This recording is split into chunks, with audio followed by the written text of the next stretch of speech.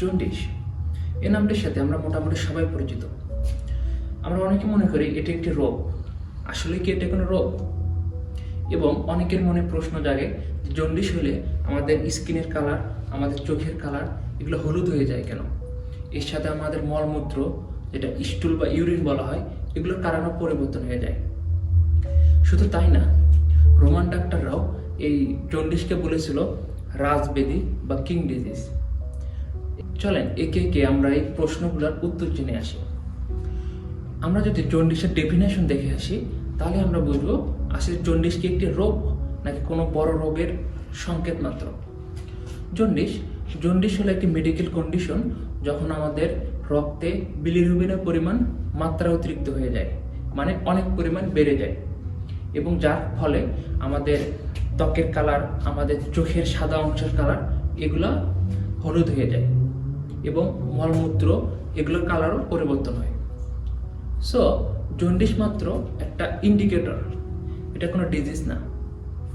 তবে এখন আমাদের জানতে হবে যে বিলিরুবিনটা কি। আমাদের রক্তে যে বিলিরুবিন বেড়ে যায় এর কারণই বা কি?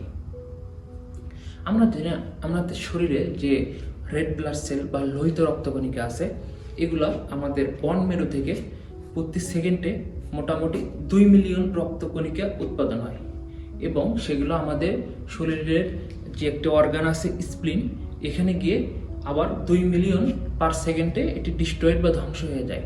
ড্যামেজ যে সেলগুলো আছে বা যে সেলগুলো ওল্ড ব্লাড সেল, এগুলো ধ্বংস হয়ে যায়। এর ফলে এই রক্ত যে ভাঙ্গার প্রক্রিয়া, এর মাধ্যমে বিলিরুবিন তৈরি হয়। এই রেড ব্লাড সেলগুলো ভেঙেই এটি বিলিরুবিনে পরিবর্তন হয়, যার কারণে আমরা বলতে পারি বিলিরুবিন একটি ওয়েস্ট প্রোডাক্ট বা বর্জ্য পদার্থ, যেটি মেইনলি আমাদের রক্ত ভাঙ্গার কারণে তৈরি হয়, এবং এটি আমাদের ইন্টেস্টাইন হয়ে আমাদের মলের মাধ্যমে বা মূত্রের মাধ্যমে বের হয়ে যায়, যার কারণে আমাদের মলমূত্র এগুলোর হলুদ কালার দেখতে পারি আমরা। বিলিরুবিনের উপর ডিপেন্ড করে আমাদের জন্ডিসকে 3 ভাগে ভাগ করা হয়। একটিকে বলা হয় প্রি হেপাটিক জন্ডিস, আরেকটিকে হেপাটিক এবং পোস্ট হেপাটিক জন্ডিস। সো এই প্রি হেপাটিক, হেপাটিক এবং পোস্ট হেপাটিক বলতে কি বোঝানো হয়? প্রি হেপাটিক জন্ডিস, এই জন্ডিসটা কখন হয়ে থাকে? এটি হয়ে থাকে নর্মালি স্প্লিনের রক্ত যখন ধ্বংস হয় এই সময়।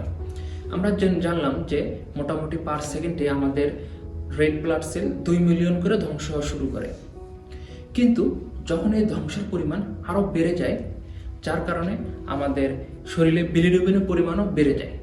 এই বিলিরুবিনগুলো পরবর্তীতে লিভারে যায়, কিন্তু যখন অতিরিক্ত বিলিরুবিন বেড়ে যায়, এটি লিভারও এটি কন্ট্রোল করতে পারে না, তার ফাংশনও হারিয়ে ফেলে, যার কারণে এই কন্ডিশনটাকে বলা হয় প্রি হেপাটিক। এটি লিভারে যাওয়ার আগেরই একটা কন্ডিশন। এখানে রক্তের বিলিরুবিনের পরিমাণ অনেক বেড়ে যায়। এই বিলিরুবিনটাকে বলা হয় ইনডিরেক্ট বিলিরুবিন বা আনকনজুগেটেড বিলিরুবিন। এটি আসলে কেন হয়ে থাকে এটা আমরা দেখতে পারি যে অ্যানিমিয়া যে রোগীরা আছে, যারা রক্ত শূন্যতায় ভুগি, কেন ভুগি? এই অতিরিক্ত পরিমাণ রক্ত সেল ভেঙে যাওয়ার কারণে। সো অ্যানিমিয়ার যে রোগীরা আছে বা থ্যালাসেমিয়ার যে রোগীরা আছে বা অন্যান্য জেনেটিক ডিসঅর্ডার থাকতে পারে, অনেক সময় আমাদের ইনফেকশন থাকতে পারে, যেমন ম্যালেরিয়ার মতন অনেক ইনফেকশন যদি আমাদের ব্লাড সেলে থাকে, এই সময় এই জন্ডিস দেখা দিতে পারে। এই ইনডিরেক্ট বিলিরুবিন যখন আমাদের রক্তে বেড়ে যায়, তখন কি সমস্যা হতে পারে? এটি আমাদের ব্রেন টিস্যুতে গিয়ে ড্যামেজ করতে পারে। অলরেডি তো আমরা একটি ডিজিজে ভুগতেছি, হয়তো বা অ্যানিমিয়া বা থ্যালাসেমিয়ার মতন বা ম্যালেরিয়ার মতন অনেক গুরুতর ডিজিজ। এর পাশাপাশি এটি আরও ক্ষতি সাধন করতে পারে, যেমন আপনার ব্রেন টিস্যু মতন এই গুরুত্বপূর্ণ অর্গানে এটি ড্যামেজ করতে পারে। এখন আমরা যে জন্ডিসটা জানবো, এটিকে বলা হয় হেপাটিক জন্ডিস। সো হেপাটিকটা কি বা হেপাটিক সেল, এই জিনিসটা কি? হেপাট বলতে বলা হয় লিভারকে, এবং হেপাটিক যে লিভারের যে সেলগুলো বা কোষগুলো আছে, এগুলোকে বলা হয় হেপাটিক সেল। সো এই জন্ডিসের সাথে লিভারের কি সম্পৃক্ত? এই লিভারের যে সম্পৃক্ততা, এটি হলো আমরা যেটা বললাম যে স্প্লিন থেকে আমাদের ইনডিরেক্ট বিলিরুবিন তৈরি হয়, এবং এগুলো রক্তের মাধ্যমে যে ইন্টেস্টাইনে যায়। এর মাঝামাঝি সবচেয়ে গুরুত্বপূর্ণ যে কাজটা করে, এটা হলো লিভার। এই ইনডিরেক্ট বিলিরুবিনগুলো লিভারে এসে এনজাইমের সাথে অ্যাড হয়ে এগুলো ডিরেক্ট বিলিরুবিনে তৈরি হয়, এবং ডিরেক্ট বিলিরুবিন গল ব্লাডারের মাধ্যমে আমাদের ইন্টেস্টাইনে যাইতে পারে। সো আমরা অবশ্যই বুঝতে পারতেছি যে লিভারের এই সেলগুলো অনেক গুরুত্বপূর্ণ। কিন্তু যদি হেপাটিক সেলে কোনো কারণে কোনো সমস্যা দেখা দেয়, তখন কি হবে, এই লিভার সেল এই ইনডিরেক্ট বিলিরুবিনগুলো ডিরেক্ট করতে পারবে না, এই ফাংশনের ডিসঅর্ডার হবে, যার কারণে আমাদের ইনডিরেক্ট বিলিরুবিন অলরেডি ইনক্রিজ হবে ব্লাডে, তার সাথে ডিরেক্ট বিলিরুবিনও ইনক্রিজ হবে এবং পরবর্তীতে আমাদের ইন্টেস্টাইনে এটি যাইতেই পারবে না। সো কেন হইতে পারে এই সমস্যাগুলো, কেন এই লিভারের ফাংশনের ডিসঅর্ডার হতে পারে? এর একটি কিছু গুরুত্বপূর্ণ কারণ আছে। তার ভিতরে একটি হলো ভাইরাল ইনফ্লামেশন। আমাদের যে হেপাটিক সেলগুলো আছে এগুলোতে অনেক সময় ভাইরাস দ্বারা আক্রান্ত হয় এবং ভাইরাসগুলো এর ফাংশন ডিসঅর্ডার করে দিতে পারে। যেমন একটি হলো হেপাটাইটিস বি, আমরা অনেকের নাম শুনেছি, হেপাটাইটিস এ, হেপাটাইটিস বি বা হেপাটাইটিস সি।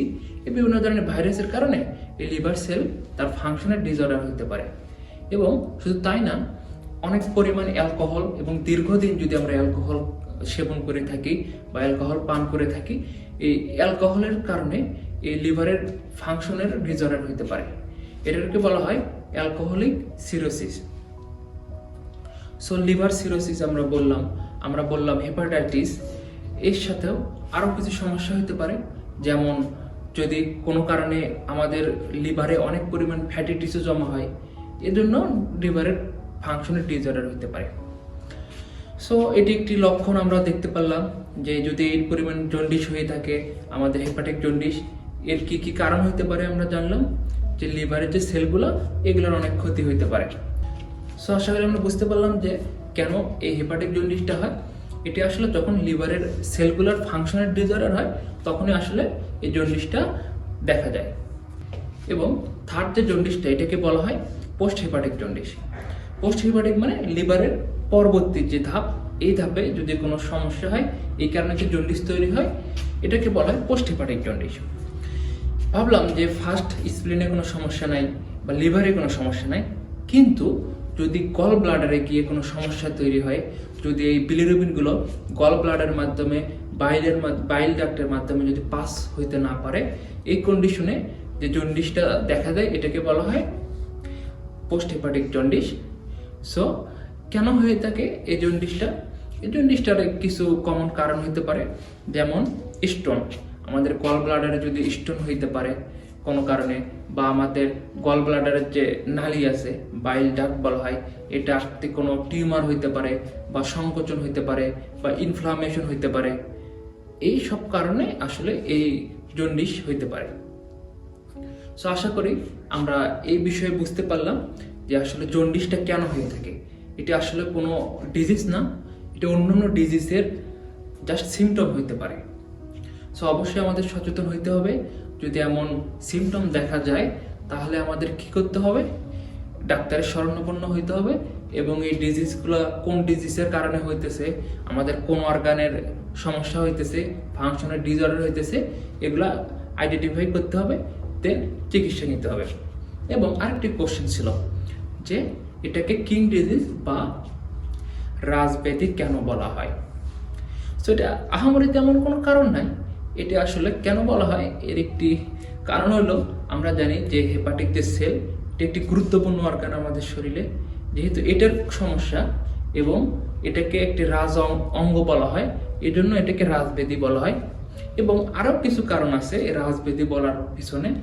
তেমন তার ভিতরে হইল যে এই যখন জন্ডিস হবে তখন এই জন্ডিসের রোগীরে প্রচুর পরিমাণে রেস্ট নিতে হবে এবং ভালো ভালো খাবার খাইতে হবে। খাবারের ভিতরে যেমন ফ্যাট জাতীয় খাবার, অনেক ভাজা পোড়া বা তেলে খাবার, এগুলা স্কিপ করে ভালো ভালো খাবার খাইতে হবে, ফলমূল খাইতে হবে। এই জন্য এই রেস্ট নিতে হবে, ভালো খাবার খাইতে হবে, চিকিৎসা নিতে হবে। এই বিষয়গুলোর উপর ডিপেন্ড করে এটাকে আপনার রাজাদের ব্যাধি বলা হয়, যে রাজকীয় লোকদের ক্ষেত্রে এটা সম্ভব যে আমি বসে বসে রেস্ট নিয়ে ভালো ভালো খাবার খাইতে পারবো। সো আমরা অবশ্যই তো ডাক্তারের কাছে যাব, তবে আমরা বাড়িতে কিভাবে নিজেরে সেলফ কেয়ার করতে পারি। এর ভিতরে একটি গুরুত্বপূর্ণ বিষয় হলো অবশ্যই রেস্ট নিতে হবে, প্রচুর পরিমাণে রেস্ট নিতে হবে এবং পানি খাইতে হবে পরিমাণ মতো। অন্তত প্রতিদিন 2.5 থেকে 3 লিটার পানি খাওয়ার চেষ্টা করতে হবে, এর কম না। এতে হবে কি, আমাদের যে শরীরের ভিতরে মানে ব্লাডে অতিরিক্ত পরিমাণ বিলিরুবিনগুলো আছে, ওয়েস্ট প্রোডাক্ট, এগুলো আমাদের অন্য ওয়েস্ট প্রোডাক্ট যেমন ইউরিন বা স্টুলের মাধ্যমে আমাদের শরীর থেকে পাস হয়ে যাবে। জন্ডিস সম্পর্কে আমি আরেকটি ভিডিওতে আরো বিস্তারিত আলোচনা করেছি। যারা স্টুডেন্ট আছে বা যারা আরো গভীরভাবে ডিপলি জানতে ইচ্ছুক, তারা চাইলে আমার ভিডিওটি দেখে আসতে পারেন, যেটি আমি আমার লিঙ্কে দিয়ে দিয়েছি কমেন্টে। সো আজকে এই পর্যন্তই। আল্লাহ হাফেজ, আসসালামু আলাইকুম।